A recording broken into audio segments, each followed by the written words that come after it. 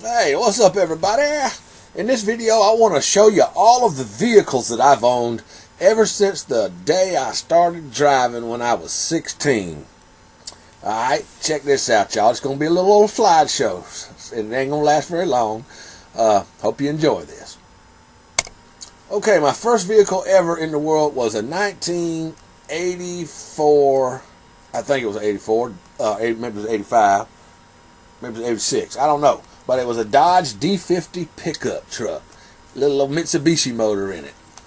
Alright. This next vehicle I had was a 1973 Plymouth Scamp. This one here in the picture's blue, but mine was white and black. It was a two-door. Had a slant six motor in it, which was pretty doggone good. It was a fun car. I liked it. Alright, well, the next car I had after that was a 1974 Camaro. Had a 400 small block with a 400 turbo transmission in it. I drove that car into the ground. Slung a rod racing a Le Mans 442. I think it was a 442 or something. I don't know what it was. But anyway, I won. I slung a rod. And then I bought a damn Volkswagen van. Okay. This was a I think it was a 73. Volkswagen van. And drove it around for quite a while and moved to Arkansas and took it up there with me and ended up selling it to some hippies and bought me a 1986 Volkswagen Scirocco. Alright, this little old car was so nice. I love that little Scirocco.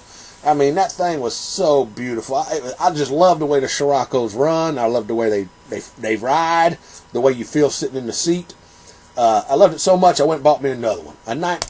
Somewhere around the same time I had this car right here. It was an 80-something Ford Escort two-door that I had gotten from my mother.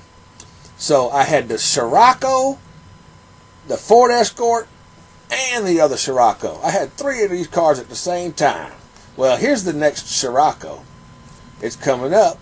Stay tuned. Here it comes. 87 VW Scirocco, and this one here was a 16 valve engine, and that sucker would fly. I tell you what. So I owned both of those at the same time. I owned both Scirocco's at the same time. Then I moved back to Florida, and a tree fell on the Scirocco. So I got a damn 1985 Grand Marquis two-door. Had a 302 engine in it, and when I got it, the catalytic converters were clogged up, so I gutted them and put them back on, and that sucker would fly. Okay. Then, after that, I sold that car, made a little profit on it, and got me a S10 that my boss at the time had.